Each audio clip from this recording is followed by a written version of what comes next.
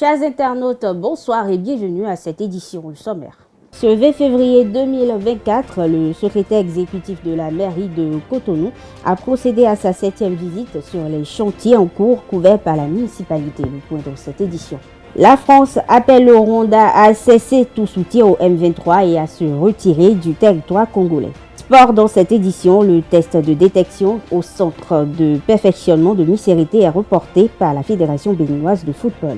L'annonce a été faite ce 20 février 2024 à travers un communiqué.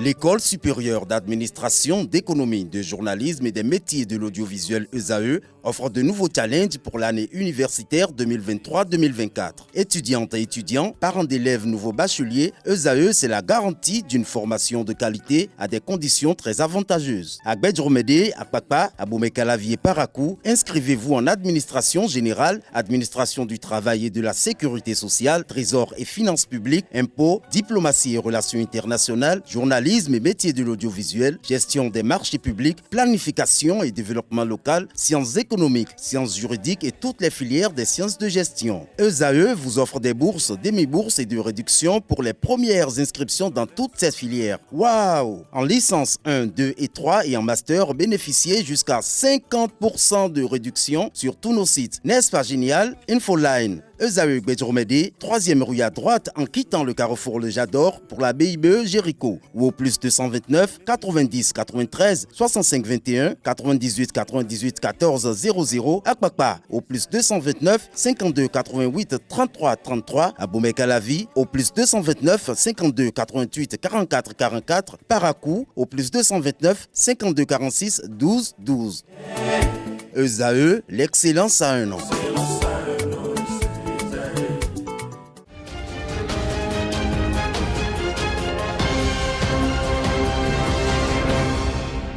Bienvenue, le secrétaire exécutif de la mairie de Cotonou a effectué sa 7e visite sur le terrain ce mardi 20 février 2024 dans le cadre de sa tournée sur les chantiers en cours couverts par la municipalité. Au terme de sa séance du jour, il a partagé ses constats au micro de Anaël Do. Aujourd'hui, on est à la 7e étape de la tournée. Aujourd'hui, on a visité quelques écoles également qui sont en construction dans les écoles des quartiers tels que Segbeya, Littoral. Actuellement, on est à, comment on appelle le quartier là? À Kobato. Voilà. Donc, je crois qu'en termes d'observation, quand même, il y a quand même une petite avancée qui est notée. Bon, par endroit, en fonction donc des entreprises. Il y a celle qu'on vient de visiter qui est très avancée. Donc c'est satisfaisant par rapport à d'autres qui peinent encore à avancer. Donc comme je l'ai dit, je l'ai toujours dit, la pression sera maintenue jusqu'à ce que nous puissions avoir les résultats. Les résultats pour nous, c'est les infrastructures que la ville met à la disposition de nos élèves pour qu'ils puissent travailler, aller à l'école dans de bonnes conditions. C'est ça les résultats. Donc, nous, on va poursuivre la pression sur eux pour que nous puissions atteindre ces objectifs-là. Et bien évidemment, cette tournée que nous faisons, c'est aussi dans le but de faire de la prévention. Et prévention pour pouvoir prendre également des mesures contre les entreprises indélicates. Donc tout ce que nous observons comme défaillance et autres, il y aura des implications à la fin. Donc soyez rassurés qu'il y aura des implications. En Afrique de l'Ouest, les peuples se mobilisent pour la limitation des mandats présidentiels, une problématique prise en compte dans les lois fondamentales de plusieurs pays. Quant à la CEDEAO, elle essaie depuis peu de l'inclure dans les dispositions régionales en vain. Le député Nassirou Arifari Bako, au détour de la conférence débat organisée par l'Institut des artisans de justice et de pêche en oiseaux, a révélé cette situation au micro d'Anaël Do. En 2014, nous avons pris une initiative, c'était en tant que ministre des Affaires étrangères. On s'était retrouvés et nous avons dit l'instabilité dans notre sous-région est grande. Et on sait que la question du nombre de mandats constitue un vrai problème. Nous avons proposé un texte à l'appréciation des chefs d'État et de gouvernement pour limiter le nombre de mandats à 2 dans l'espace CEDEAO. Mais les décisions se prennent à l'unanimité. Si un seul pays refuse, on dit OK, mise en attente. L'année 2014, 2 pays s'étaient opposés, le Togo et la Gambie. En 2021, le dossier est revenu dans le cadre de la réforme des instruments juridiques de la CEDEAO. Et on avait demandé, bon, il faudrait que le protocole sur la bonne gouvernance, les élections et la démocratie soient actualisés. Et on a ajouté encore cette disposition de limitation du nombre de mandats à 2. Là, c'est 3 pays qui se sont opposés. Et tenez-vous tranquille, c'était en septembre 2021 à Accra. Qui sont ces pays? La Côte d'Ivoire, le Sénégal et le Togo. Ceci explique cela. Hein? Suivez mon regard. D'accord. Donc, la réforme n'a pu être retenue. On a dit reporter. Reporter. Mais le débat est toujours là. Parvenir à la limitation du nombre de mandats dans l'espace CEDEAO pour rendre plus prévisibles les processus politiques à l'intérieur des États. Donc, nous sommes dans ça et le Parlement travaille sur la question, mais n'a qu'une voix consultative. Le premier numéro de rencontre Alex à l'école d'une expérience s'est tenu le samedi 7 mai 2022 au Centre de documentation et d'information juridique CDIJ de la Cour d'appel de Cotonou. Cette rencontre a réuni des acteurs de la presse béninoise et a connu la présence de 2 figures emblématiques de la presse béninoise, à savoir Annick Ballet, ancienne journaliste et présentatrice à la télévision nationale ORTB, décédée le 14 février dernier, et Franco Bochime, conseiller à la HAC. À l'occasion, Annick Ballet a exposé une anecdote sur ses débuts dans le journalisme. Ses propos ont été recueillis par Francis Fahami et Quentin Amoussou. C'était au Togo, après le décès du père, où on devait élire un nouveau. Donc, pour les journalistes, ils avaient organisé un circuit complètement aseptisé. Donc, il y a un véhicule, vous devez rentrer dedans et c'est le conducteur qui vous amène où vous devez aller tourner. Et comme nous connaissons les coins chauds du Togo, nous avons utilisé d'un subterfuge pour nous échapper de ce bus-là. Donc, avec mon équipe, on s'est rendu à Baie. À Baie, par le passé, ce sont des cadavres qu'on retrouve.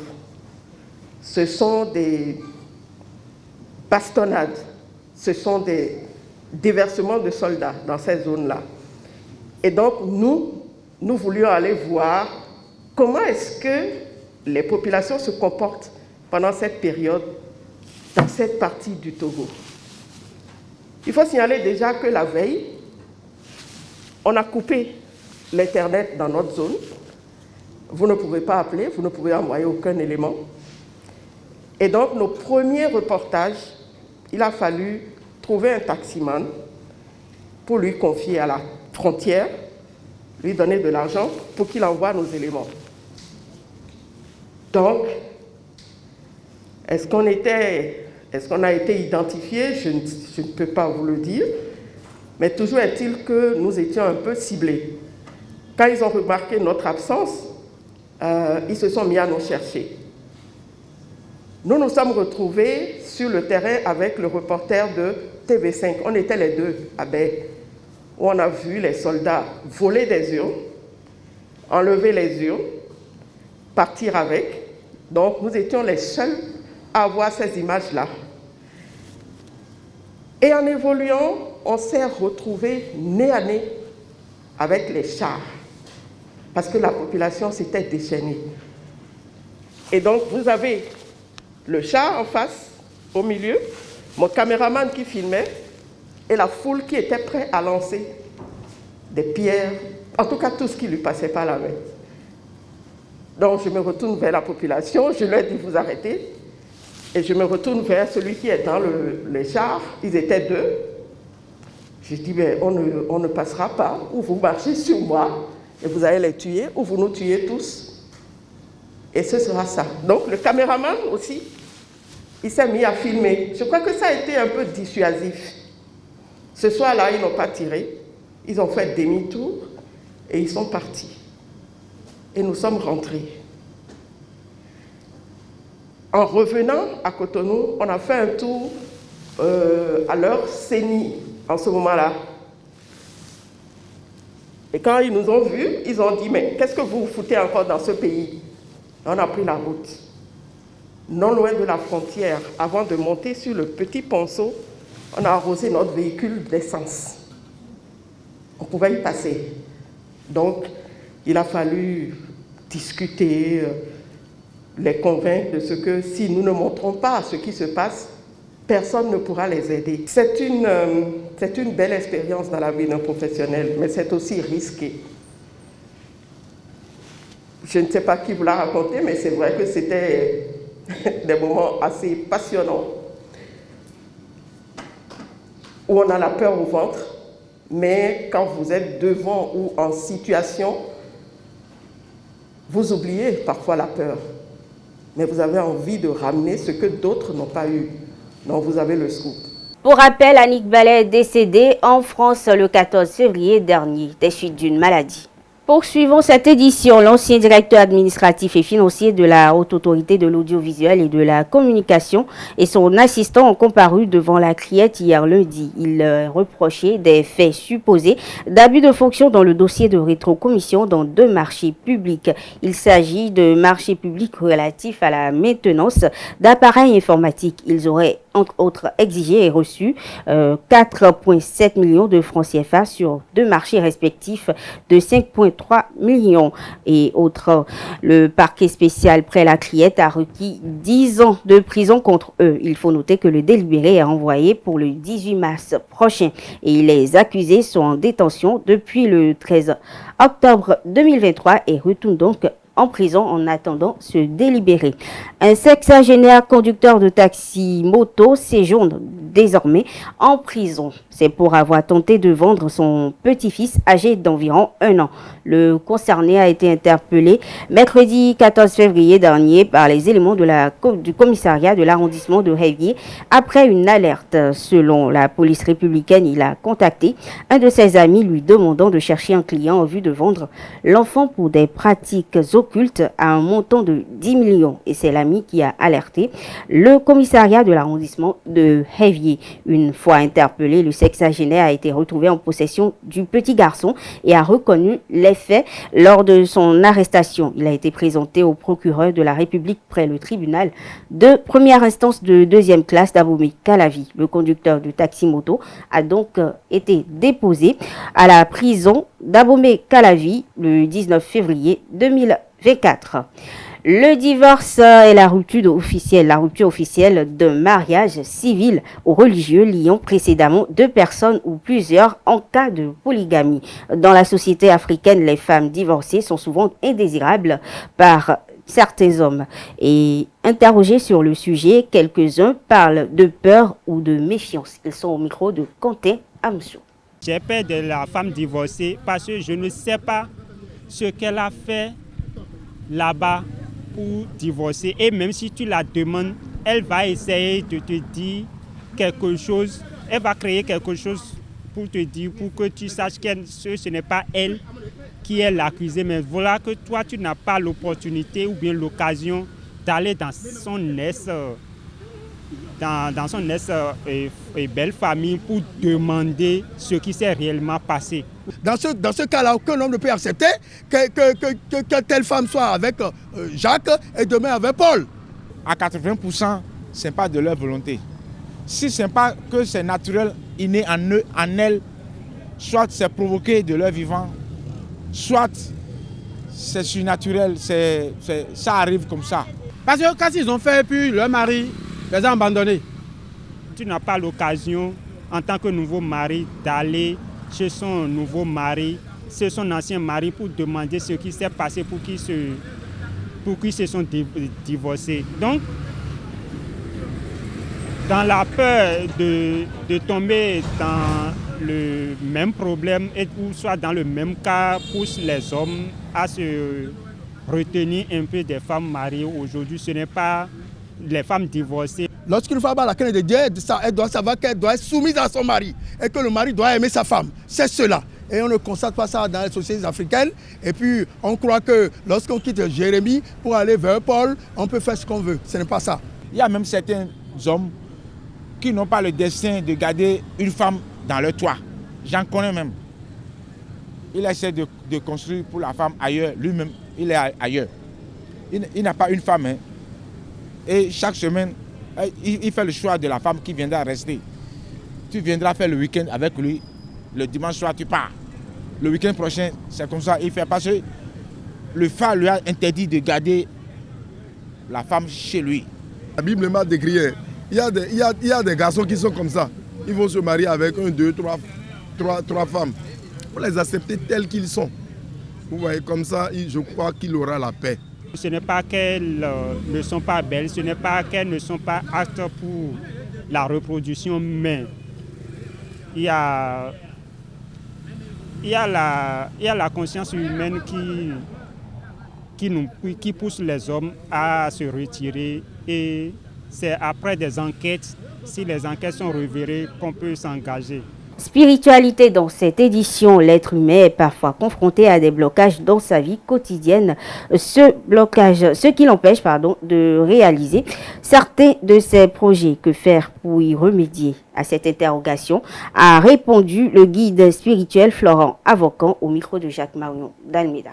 Par ce canal ce jour pour partager ces petits codes, ces petits secrets spirituels de vie avec vous, afin de vous aider à prendre spirituellement en main la gestion de votre vie, à ne plus être dépendant spirituellement de quelqu'un, mais à être désormais indépendant dans votre vie spirituelle. Voici une petite astuce, un petit code spirituel, une petite recommandation que vous pouvez mettre de temps en temps en œuvre ou en pratique. Quand vous sentez que les portes du bonheur sont fermées pour vous, quand vous sentez que vous êtes souillé, quand vous voyez qu'il n'y a plus d'avancée, qu'il n'y a que de régression dans vos activités, quand vous voyez que le succès n'est plus au zénith, voici ce qu'il faut faire, chers téléspirituels, vous qui nous suivez en ce moment. Allez chercher, s'il vous plaît, un peu de citronnelle, un peu de feuilles de laurier, un peu de clous de girofle et 3 poignées de sel. Voici les ingrédients tant importants, tant indispensables pour nettoyer le corps éthérique de tout ce qui l'empêche d'attirer les bonnes vibrations, d'attracter les bonnes énergies et de réussir dans votre vie. Donc, allez chercher votre casserole. À défaut de votre casserole, prenez votre jar. À défaut de votre jar, prenez votre marmite. Dès que vous avez casserole, jar ou marmite, vous nettoyez bien l'intérieur. Vous mettez dedans poignée de feuilles de laurier, poignée de clous de girofle, un peu de citronnelle, et vous ajoutez à ces épices-là qui sont dans votre jar, marmite ou casserole, 3 poignées de sel. Vous ajoutez 3 litres d'eau et vous mettez le tout au feu. Pendant combien de temps? Laissez le tout bouillir pendant 15, 20, 25 ou 30 minutes si rien ne vous indispose. Après les quelques minutes passées au feu, vous descendez la marmite. L'eau qui est restée sur les ingrédients que vous allez bouillir, vous filtrez l'eau dans un seau. De préférence, un seau en plastique. Vous vous mettez à côté de cette eau-là, qui est bien chaude au départ. Vous demandez à Dieu qui a créé le ciel et la terre, lui qui est l'insondable, lui qui est l'alpha et l'oméga, le premier et le dernier, de vous ouvrir toutes les grandes portes du bonheur. Quand vous terminez la prière, vous ajoutez de l'eau à cette eau-là se trouvant déjà dans le seau et vous prenez un bon bain spirituel. De là, vous venez de nettoyer votre corps de toute impureté, de tout effet indésirable, de toute souillure, de tout blocage. de tout ce qui vous empêche de réussir complètement dans la vie. C'est mon premier conseil du jour.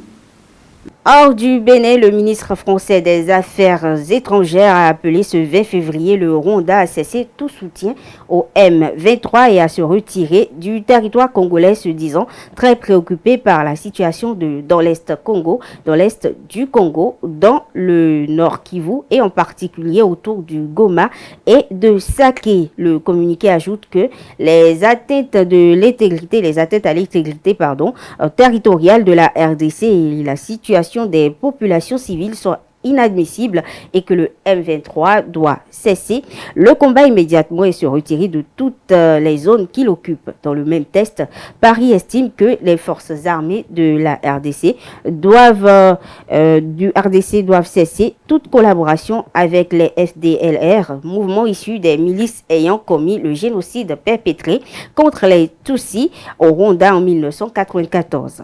Ce mardi 20 février, toujours, la présidence italienne du G7 a annoncé une réunion par visioconférence de ses dirigeants samedi consacrée à l'Ukraine avec la participation prévue du président Volodymyr Zelensky. Cette réunion, la première des chefs d'État et de gouvernement des pays membres du G7 sous présidence italienne, a été convoquée à l'occasion du 2e anniversaire de l'agression russe contre l'Ukraine, précise un communiqué du gouvernement de Rome. Sport dans cette édition, la Fédération béninoise de football informe le public sportif que la séance de détection complémentaire du centre de perfectionnement pilote de Miss Hérité initialement prévue pour démarrer demain mercredi est reportée à une date ultérieure. L'annonce a été faite à travers un communiqué rendu public ce 20 février 2024. L'instance fêtière de football béninois a tenu à présenter ses excuses au public pour les désagréments que pourrait engendrer un tel report et rassure de la communication de la nouvelle date sur les mêmes canaux.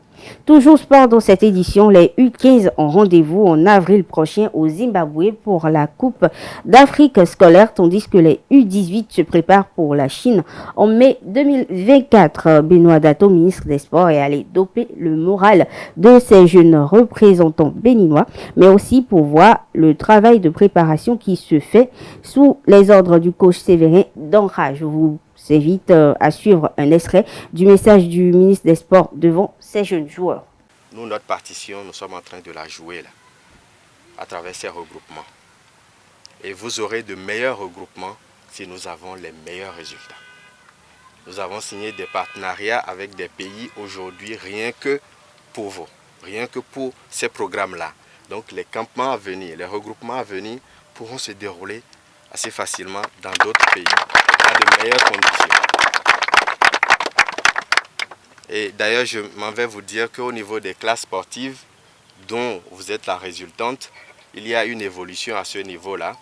Il y a 76 autres classes scolaires, classes sportives que nous allons ouvrir dans les divers CEG pour compléter les 88 qui existaient. Au niveau de ce regroupement, il faudra également préparer les cours. On va également prendre contact avec les divers directeurs de CEG, de provenance, pour pouvoir vous renforcer au besoin à la fin de ce campement, de ce regroupement. D'accord ? Il y aura d'autres regroupements à venir. Vous partirez à la fin de ce campement avec une fiche technique, chacun de vous. Quand vous serez dans vos collèges respectifs, vous devez pouvoir continuer à vous entraîner. Nous ne voulons plus négliger une compétition. Quand on dit que le Bénin participe à une compétition, c'est que nous y allons en nous préparant et nous y allons avec l'esprit de la gagne. Nous devons gagner. Nous devons ramener les coupes de la CAN scolaire. Nous devons ramener la coupe de la Coupe du Monde scolaire. Mesdames, Messieurs, c'est tout pour cette édition. Merci de l'avoir suivi. Bonne soirée à toutes et à tous.